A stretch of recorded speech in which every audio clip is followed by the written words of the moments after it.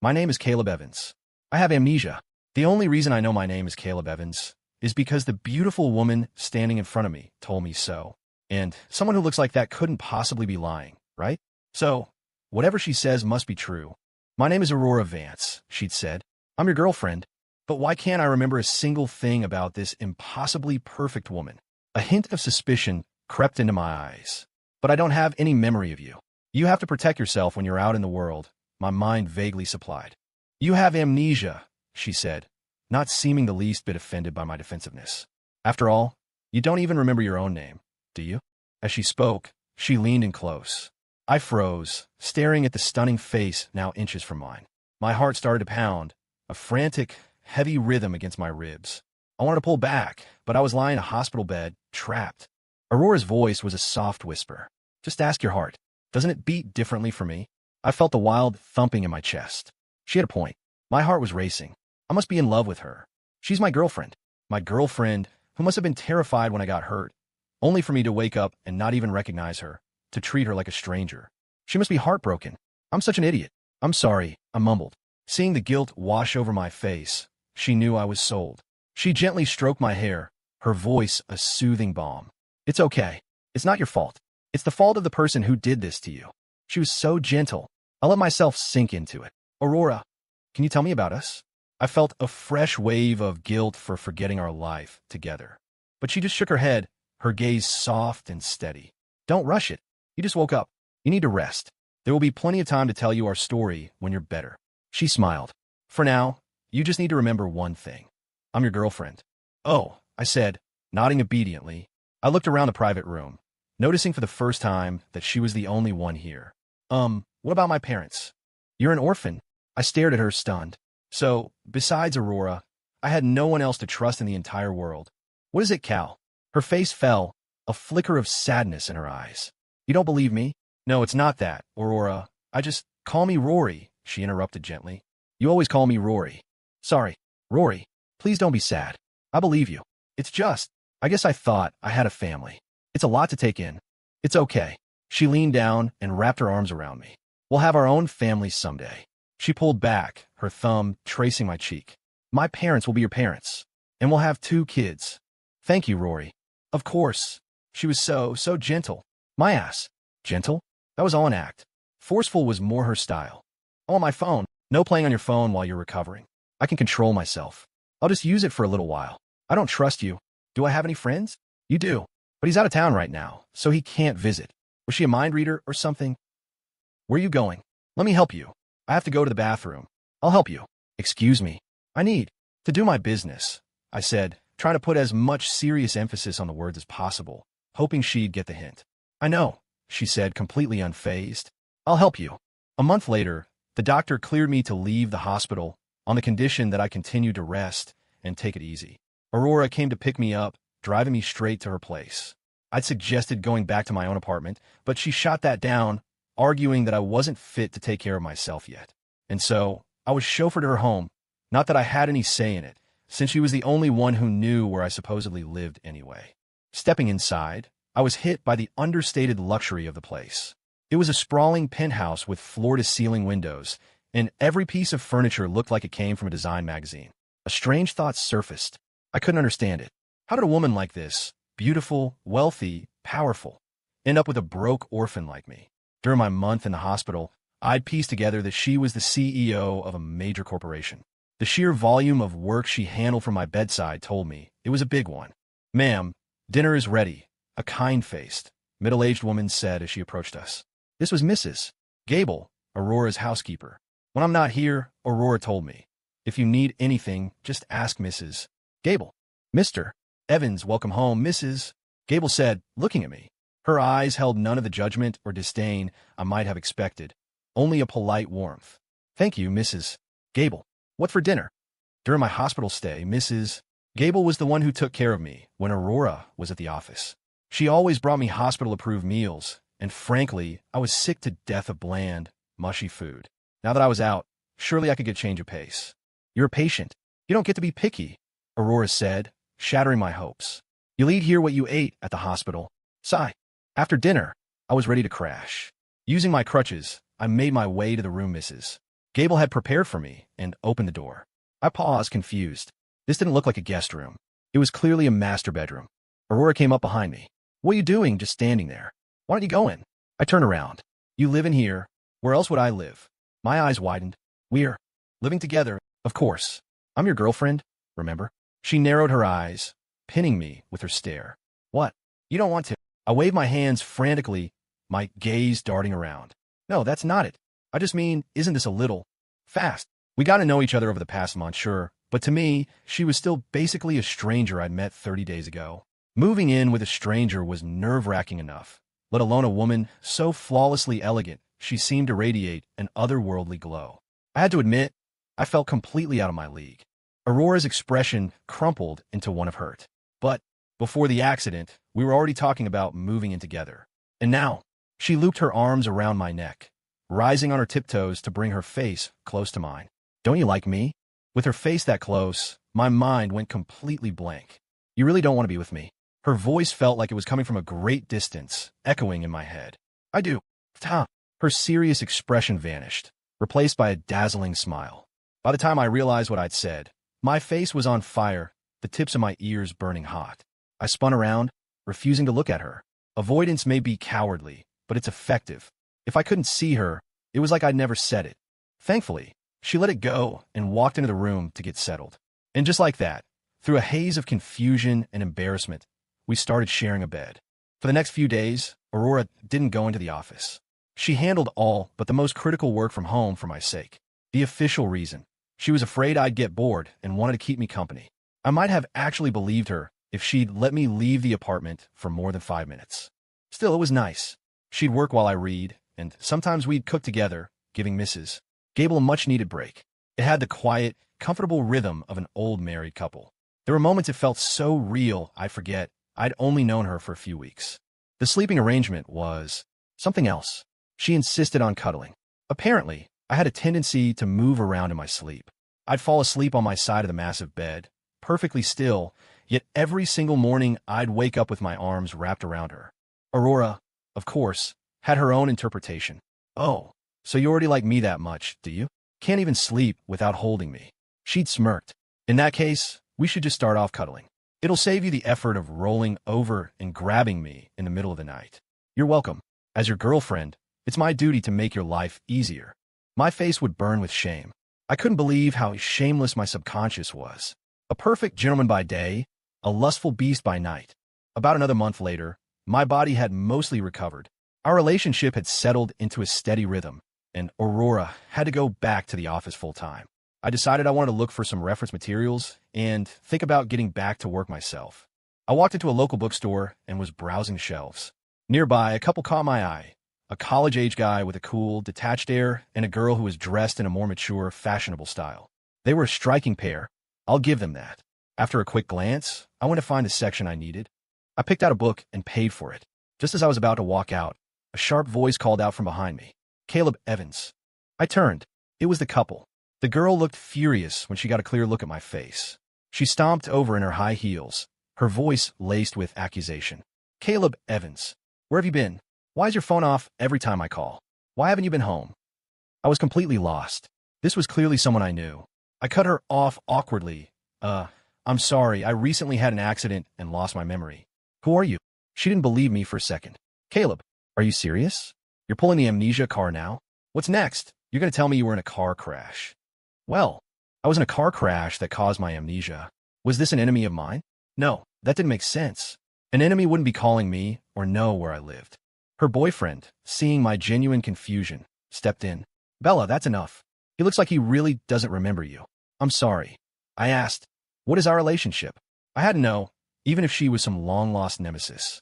The woman replied, I'm Isabella Reed. Your girlfriend. What? I shot a confused look at the guy standing next to her. And he's Ethan Cole, Isabella said, a sudden blush coloring her cheeks. My friend, right? Friend. Judging by that blush, you could sell that story to a brick wall. This woman was nuts. I decided not to engage with this delusion and to just go home and ask Aurora. I turned to leave, but Isabella, seeming to read the pity in my eyes, grabbed my arm. What's with that look? What look?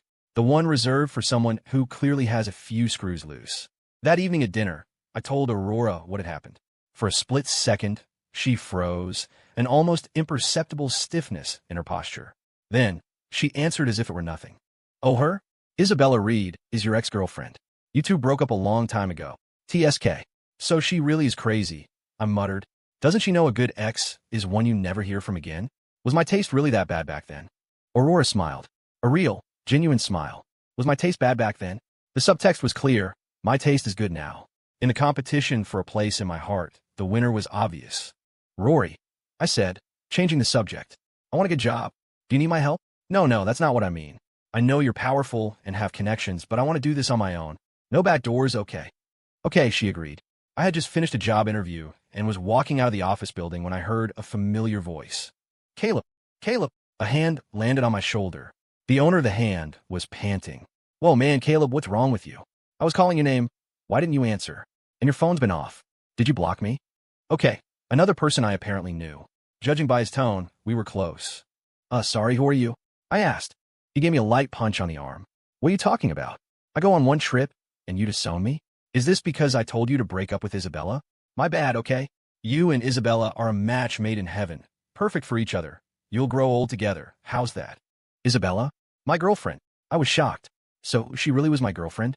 Dude, what's wrong with you? He finally seemed to notice something was off. You just said my girlfriend is Isabella Reed? Yeah, I think. He suddenly sounded unsure. A wave of anger washed over me. What do you mean you think? Is she or isn't she? If Isabella is my girlfriend, then who is Aurora? Am I two-timing them? Dude, seriously?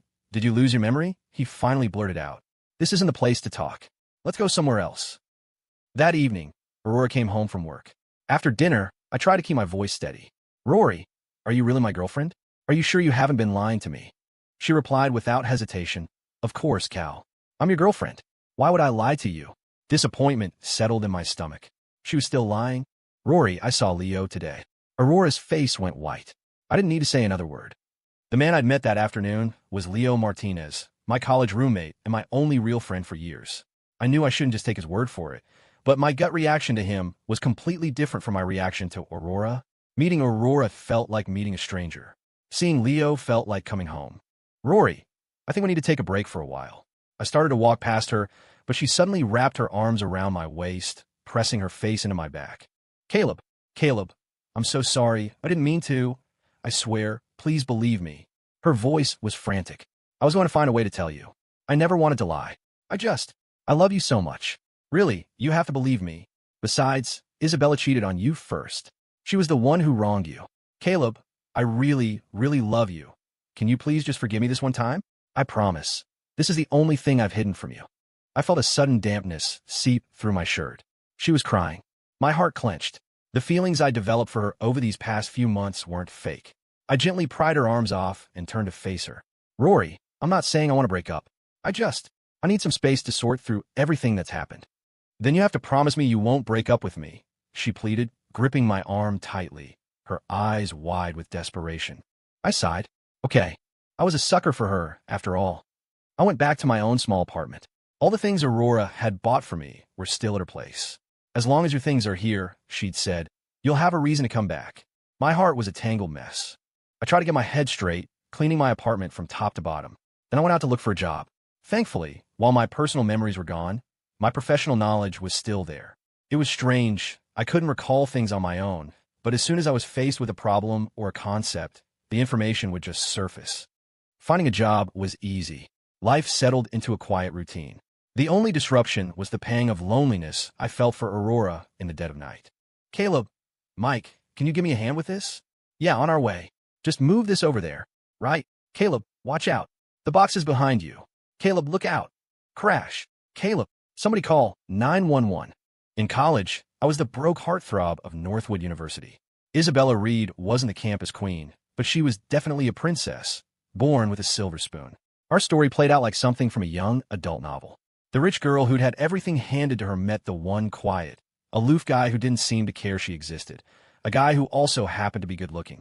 Inevitably, Isabella set her sights on me. She brought me lunch every day, left flowers on my desk, and helped me out in 100 small ways. A relentless little sunbeam. A lot of guys on campus were jealous. They could accept that the rich girl was unattainable or that she had a boyfriend, but they couldn't stand that her boyfriend was someone they didn't even consider competition. I lost my parents young. Relatives took me in, but it was never my home. I never felt free. As soon as I got into college, I moved out, working part-time jobs to barely cover rent on a tiny apartment. But it was mine. I was used to being alone. Old classmates had always kept their distance. But being used to loneliness isn't the same as liking it.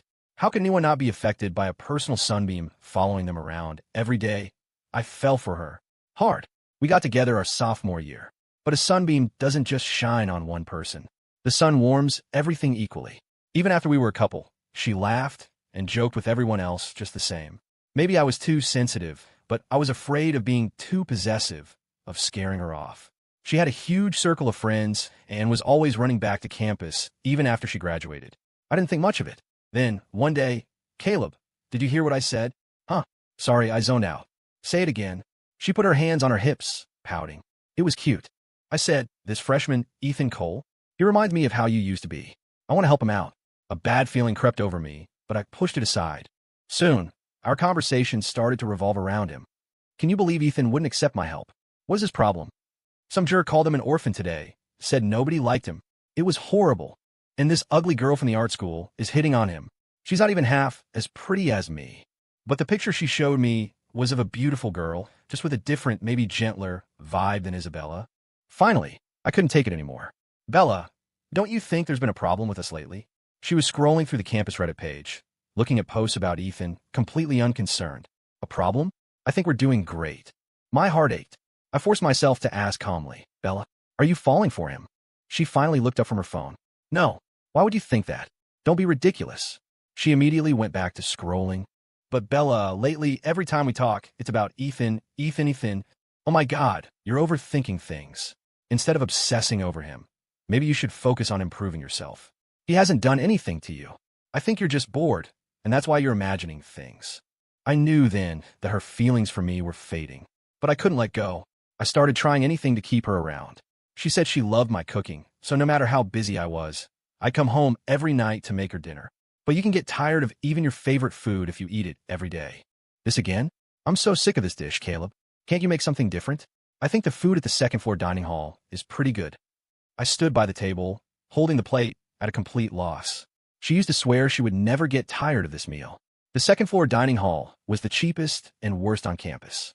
She'd eaten there with me once during our college days and declared it was disgusting and bad for my health, and then started bringing me meals cooked by her family's chef. I started trying to learn about her new interests, but her only interest now was Ethan Cole. I tried to adapt to her lifestyle, even forcing myself to go to bars. But I've always been a lightweight. One night, I was so drunk a woman was about to lead me out when Leo found me. "What happened to you, man? You're a mess," he'd yelled over the music. "I told you she wasn't right for you, that she never settled down, but you wouldn't listen. You see it now, don't you? Caleb, break up with her." My mind went blank. That was the only phrase that echoed in my head. Break up with her. Break up with her. Have you forgotten who you were? Where's your pride? Your self-respect? Break up with her. I knew the relationship was over.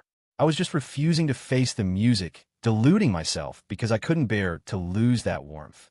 I had gotten used to being a weak. Okay, I choked out. The bar's lights swirled, the music a deafening roar. I sat in a corner, silently crying. Leo patted my back and handed me another drink. When I woke up in a hotel room the next morning, the first thing I did was go to my apartment and pack. I left behind all the gifts and clothes she'd ever bought me. It didn't take long. Everything I owned fit into one suitcase. She wasn't home. At this time, she was probably on campus, fawning over Ethan. Leaving was easy. Sitting in the back of the cab, I sent her a message. I saw her chat history and couldn't stop myself from scrolling up. My eyes started to burn again. For a long, long time, I was the only one talking. The signs were there all along. I'd just been lying to myself. "Let's break up." Message sent. Block contact. Delete contact. Power off phone. I turned to look out the window at the passing city.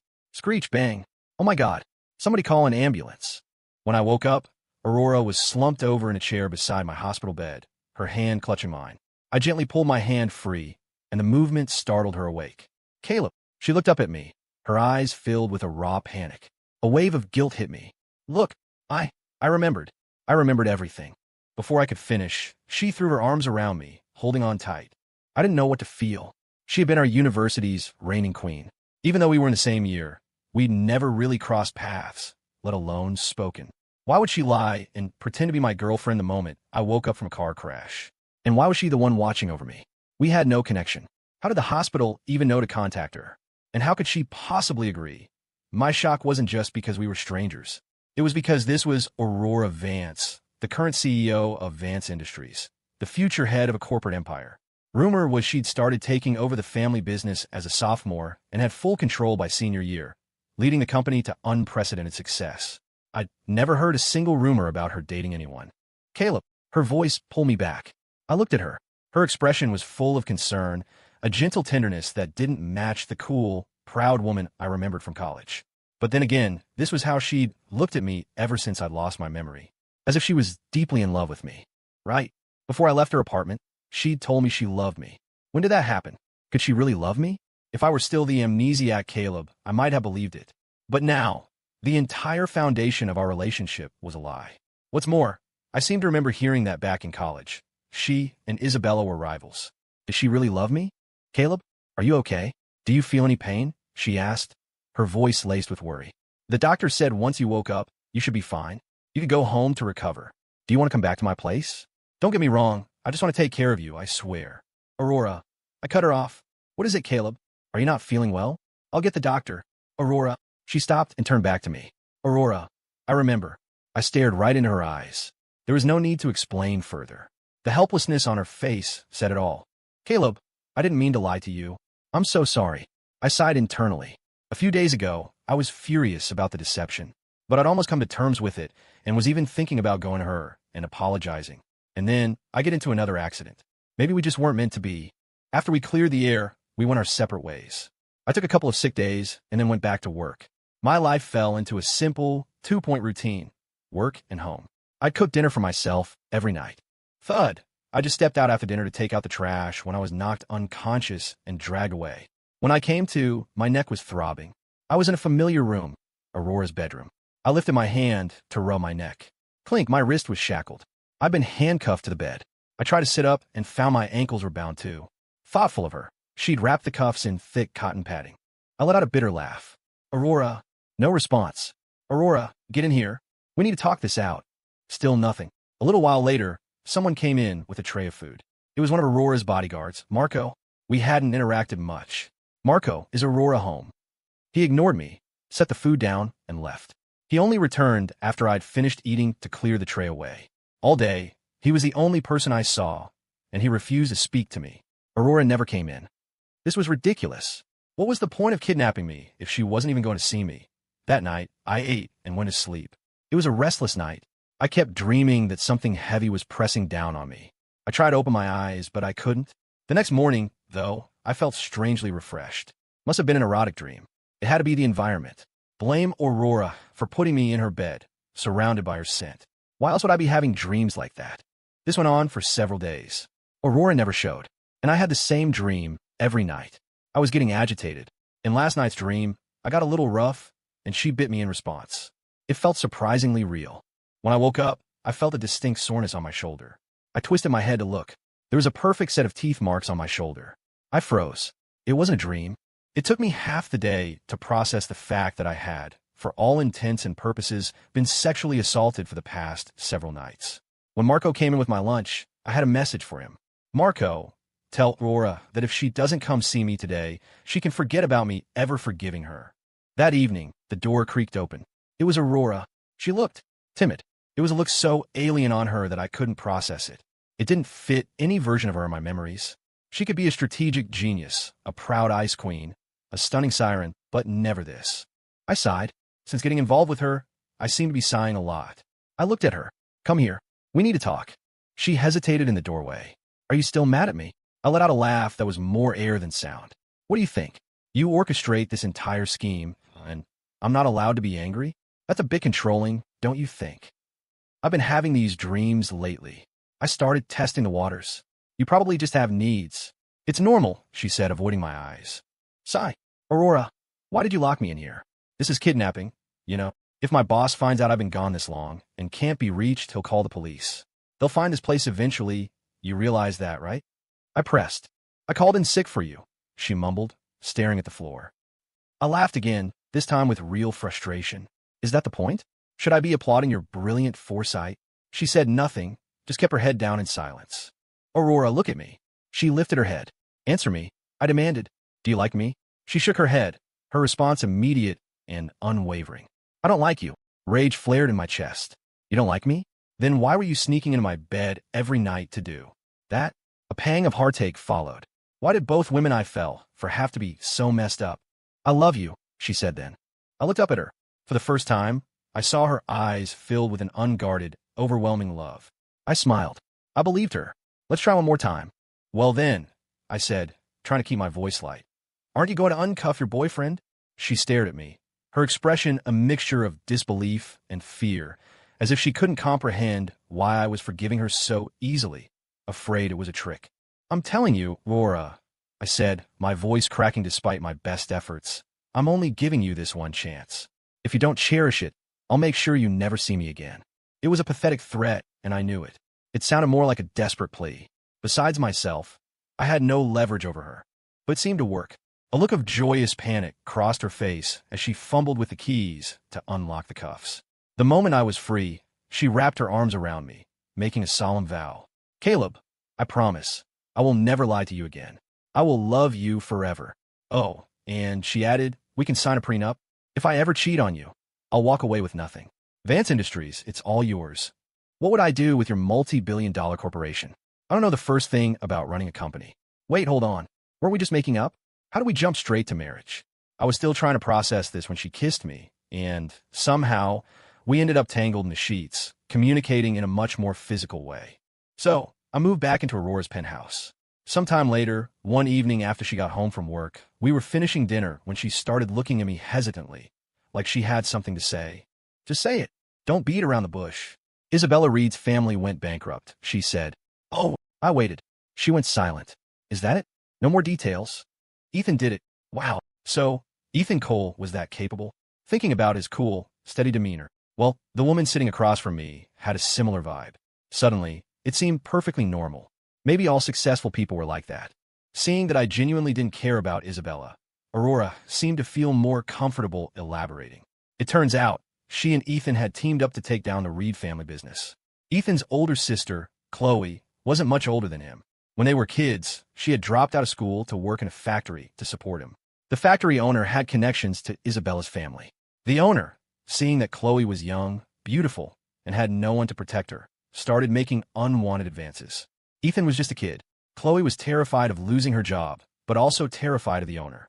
In small towns, bad news travels fast. Somehow, the story reached the owner's wife. His wife was Isabella Reed's aunt, a woman who, in her youth, had defied her wealthy family to marry the factory owner, leading her father to publicly disown her. In reality, the family ties were never fully severed. They still helped her out behind the scenes. The wife, discovering Chloe only had a young brother and no other family to retaliate, beat Chloe severely. Then she spread a vicious rumor around town, a story that omitted the man entirely and painted Chloe as a promiscuous seductress. Chloe, already injured and with no money for proper care, heard the rumors and couldn't bear the shame. She took her own life. Before she died, she left a letter for Ethan, begging him not to seek revenge and just to live a good life. Ethan took the letter to the police, insisting his sister was a victim. But then people from the Reed family showed up. They had a private meeting with the police chief, and soon after, the factory owner was released. Isabella was there that day. It was the first time she and Ethan ever met. She's just a whore, Isabella had said. She's dead, so what? Making a scene by calling the police is just embarrassing. Ethan never forgot those words. He hadn't planned on revenge. He was going to honor his sister's wish and just live his life. But then Isabella started pursuing him relentlessly. If she was going to force her way into his life, she couldn't blame him for what came next. Then I had my accident. Aurora found Ethan and made him a deal. If he could keep Isabella distracted and away from me, she would help him destroy the Reed family. I didn't feel angry. The Reeds were corrupt anyway. They deserved what they got. And if Aurora didn't have a ruthless streak, she wouldn't be sitting at the top of Vance Industries. Maybe it's because I loved her, but even her sharp edges seemed cute to me now. I was just a little surprised. The Isabella the first knew was so different from the person in that story. It was hard to reconcile the little Sunbeam with a girl who could say something so cruel. Oomph. What's Sunbeam? That was all an act, Aurora scoffed. She was cute when she was angry. I felt an urge to tease her. Oh yeah? But everyone thought she was a sunbeam. She was always nice to people. It was true, after all. Please. We knew each other as kids. She wasn't as pretty as me, not as smart as me. She was second best at everything. So she focused on her personality. She wasn't a sunbeam growing up. She was a little demon. She's matured, sure, but she's not that warm. She just wanted to conquer people with personalities like mine. Conquering them made her feel like she was conquering me. It gave her a sense of accomplishment, Aurora said haughtily. But I still had one question. When did you fall in love with me? Aurora suddenly clammed up, her eyes darting away guiltily. I'm done eating. I have some work to finish up. I'm going to the study. She stood up and practically fled, her retreating back looking almost panicked. Really? She had no problem telling me about her corporate sabotage, but she was shy about this? It didn't matter. We had a long future ahead of us. One day, she'd be ready to tell me.